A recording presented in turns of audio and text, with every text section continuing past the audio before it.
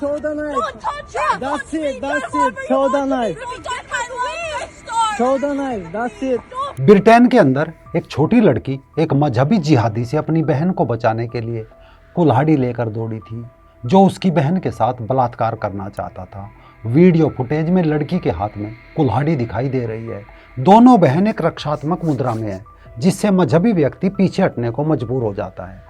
Video के अंत में वह व्यक्ति अरबी भाषा में बोलता है, जिससे मीडिया में बाद में ये पहचान पुख्ता हो गई कि वो एक इस्लामिक घुसपैठिया है। ये खबर आपने सुनी होगी, शायद वीडियो भी काफ़ी लोगों ने देखा होगा। लेकिन ये एक अकेला केस नहीं है। ब्रिटेन के अंदर जो तबाही मची है वो सुनने और देखने लायक है। नमस्कार दोस्तों, मैं राजीव चौधरी। ब्रिटेन में एक 14 साल की बच्ची को गिरफ्तार किया गया। इस मामले ने वहाँ एक गहरी सामाजिक और राजनीतिक बहस को जन्म दिया, साथ ही जन्म दिया ग्रूमिंग जिहाद पर फिर से बहस करने को, क्योंकि दुनिया में महिला और लड़कियों के खिलाफ अपराध की अगर बात हो तो एक केस का नाम हमेशा एक काले धब्बे की तरह इतिहास में दर्ज है। ब्रिटेन का रोदरहैम ग्रूमिंग केस, एक ऐसा स्कैंडल जिसने न सिर्फ ब्रिटेन की व्यवस्था को झकझोर दिया था, बल्कि दुनिया को पाकिस्तान और इस्लाम का असली चेहरा भी दिखाया था। मजहबी जिहादियों ने एक दो नहीं बल्कि 1400 मासूम बच्चियों लड़कियों को नशीले पदार्थ देकर उन्हें डरा धमकाकर उनका यौन शोषण किया और उन्हें मानव तस्करी का भी शिकार बनाया था। लेकिन ब्रिटेन के सिस्टम की नाकामयाबी, वामपंथी राजनेताओं का डर कि कहीं उन पर नस्लवादी होने का इल्ज़ाम न लग जाए, एक एक करके मासूम बच्चियों को निवाला बनाते चले गए। एक बार फिर जब एक छोटी सी बच्ची एक जिहादी को अपनी बहन से बचाने के लिए कुल्हाड़ी लेकर खड़ी हुई, तो जिहादी की गिरफ्तारी के बजाय वामपंथी मीडिया ने उस बच्ची को ही नस्लवादी करार देते हुए उसे ही गिरफ्तार करा दिया। हालांकि इस मामले में एलन मस्क की पोस्ट के बाद मामला फिर से ग्रूमिंग गैंग की ओर गूंज उठा था।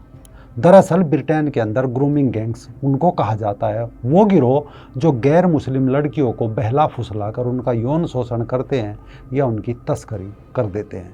ब्रिटेन की सरकारी रिपोर्ट्स के अनुसार ग्रूमिंग जिहाद साल 1997 के आसपास शुरू हुआ और 2013 तक बड़े स्तर पर चलता रहा।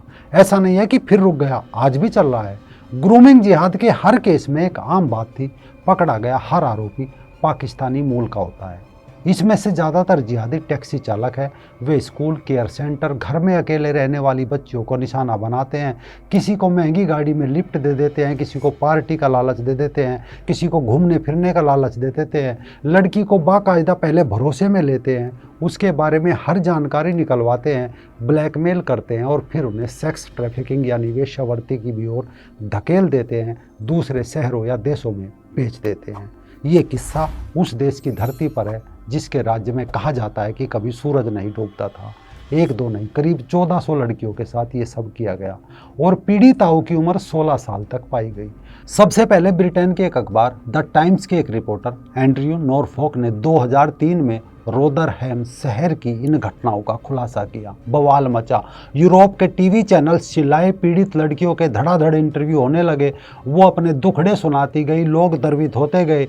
लेकिन दो बातों ने पुलिस के हाथ बांध दिए, एक तो सबूत का ना होना और दूसरा राजनीतिक बंदी से। पाकिस्तानी रेप कर रहे थे तो वामपंथी उन्हें बचाने में उतरते चले गए। पुलिस पर रंगभेद के आरोप तक लगाए जाने लगे। अल्पसंख्यक का विक्टिम कार्ड खेला जाने लगा। इस्लामोफोबिया का एजेंडा सेट कर दिया गया। ग्रूमिंग जिहादियों के बचाव में वहाँ के पाकिस्तानी भी उतरने लगे, जबकि पुलिस प्रशासन के हाथ ये जानकारी लग चुकी थी कि इन अपराधों के पीछे पाकिस्तानी है। लेकिन रोदरहैम शहर की पुलिस और दूसरे अफसर कोई जोखिम नहीं लेना चाहते थे। उन्हें ये भी डर था कि कार्रवाई होने पर दो समुदायों के बीच कभी दंगा ना हो जाए। नतीजा ये निकला, एक तरह से पाकिस्तानियों को वहाँ मनमानी करने की छूट मिल गई। मामले बढ़ते चले गए। 9 मई साल 2012 में डेक्कन हेराल्ड में खबर छपी कि 50 गोरी ब्रिटिश लड़कियों के आरोप में 50 पाकिस्तानी ग्रूमिंग गैंग को जेल कर। मामला काफ़ी ओपन हो चुका था। न्याय के लिए ब्रिटिश लोग सड़कों पर थे, सरकार पर दबाव था। इसके बाद 2013 में एक महिला अधिकारी एलेक्सिस जे को मामले की स्वतंत्र जांच का जिम्मा दिया गया। वो स्टोकेस सरकार की चीफ सोशल एडवाइज़र की जिम्मेदारी निभा चुकी थी। उसने अपनी रिपोर्ट में बताया कि बहुत समझाने के बाद एक लड़की सबूत देने को तैयार हुई, लेकिन पुलिस स्टेशन से पहले ही उसके मोबाइल पर एक मैसेज आया। ये मैसेज उन्हीं लोगों ने भेजा था जिन्होंने इतने दिनों तक उसका रेप किया था। उन लोगों ने खुलेआम धमकी दी थी कि उस लड़की की छोटी बहन उनके पास है, बताने की ज़रूरत नहीं है कि वह सबूत फिर पुलिस के पास पहुँचे कि नहीं पहुँचे। मतलब सब कुछ फिल्मी अंदाज में चल रहा था। नेताओं को डर था सियासी नुकसान का, पुलिस अपनी छवि को लेकर परेशान थी क्योंकि इसमें कई पुलिस के अफसर भी लिप्त थे। इस तरह अपराध करने वालों को पूरा मौका मिल रहा था, जबकि आधुनिक इतिहास की ये पहली घटना है जहां इतने बड़े पैमाने पर योजनाबद्ध तरीके से बलात्कार को अंजाम दिया गया, मानो ये कोई मिशन हो और निशाने पर हो ब्रिटानी लड़कियां। यानी अलेक्सिस जे की रिपोर्ट के बाद सरकार ने कार्रवाई तो शुरू की, कई ऐसे खुलासे होते चले गए। एक इंटरव्यू में एक लड़की ने घटना के बारे में बताया कि उन लोगों ने उसे एक कमरे में बंद कर दिया, एक एक करके न जाने कितने मजहबी लोग अंदर आते चले गए, उसके साथ ज़बरदस्ती करते रहे। वो रोती रही, चिल्लाती रही, वे हंसते रहे और वह उनके साथ एक किस्म से खेलने का मानो सामान बन गई थी। मामले ब्रिटिश अखबारों से लेकर मीडिया की सुर्खियां बन रहे थे। यानी एक तरफ जहां पाकिस्तानियों पर आरोप तय हो रहे थे, वहीं दूसरी ओर मामले दोहराए जा रहे थे। एक वामपंथी सांसद ने तो भाषण दिया कि इस मामले को तूल देकर कुछ लोग ब्रिटेन के बहुसांस्कृतिक ढांचे को हिलाना चाहते हैं। यानी बयान की आड़ में दंगों की धमकी वो सांसद दे रहा था। जब ये सब हुआ तो फोर्ब्स में एक लेख छपा और पूछा कि ब्रिटिश पुलिस ने 1400 बच्चों के साथ दुर्व्यवहार करने वाले पाकिस्तानी गिरोहों की उपेक्षा क्यों की, जबकि बड़े पैमाने पर बाल यौन शोषण की कहानी सामने आ रही थी।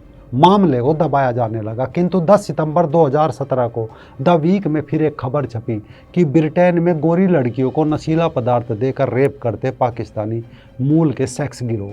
जब ब्रिटिश लड़कियों के शिकार शोषण की कहानी गूंजने लगी, तब अचानक 27 नवंबर साल 2018 में एक खबर ने मानो फिर से तहलका मचा दिया। ये खबर डेली मेल के हवाले से इंडियन एक्सप्रेस में छपी थी, जिसका शीर्षक था कि ब्रिटिश सिख लड़कियों का यौन शोषण कर रहे हैं पाकिस्तानी। डेली मेल के अनुसार युवा सिख महिलाओं को ग्रूमिंग जिहाद का शिकार बनाने में पाकिस्तान ग्रूमिंग गिरोह का हाथ मिला। विडंबना ये देखिए कि खालिस्तान का नाम लेकर जो खुद को सिख बताने वाले वो संगठन जो बार बार इंडियन हाई कमीशन के बाहर तो बवाल मचाते हैं, एक बार भी इन सिख बच्चियों के लिए पाकिस्तानी हाई कमीशन के बाहर नहीं गए, जबकि उस दौरान ब्रिटेन में गेट आउट पाकिस्तान अभियान बड़े स्तर पर चल रहा था और करीब 12 ब्रिटेनी लड़कियों से रेप के जुर्म में 20 पाकिस्तानियों को जेल भी हो चुकी थी। उनमें से सभी पीड़िताएं किशोर उम्र की थी, सभी को नशा दिया गया था। इसके बाद किसी लड़की को कार पार्किंग में ले जाकर तो किसी को बिरान इलाके में ले जाकर रेप का शिकार बनाया गया था। दरअसल पाकिस्तानियों की यह ग्रूमिंग जिहाद केवल ब्रिटेन तक सीमित नहीं थी, तुर्की में भी पाकिस्तानियों को भगाओ अभियान चल चुका है।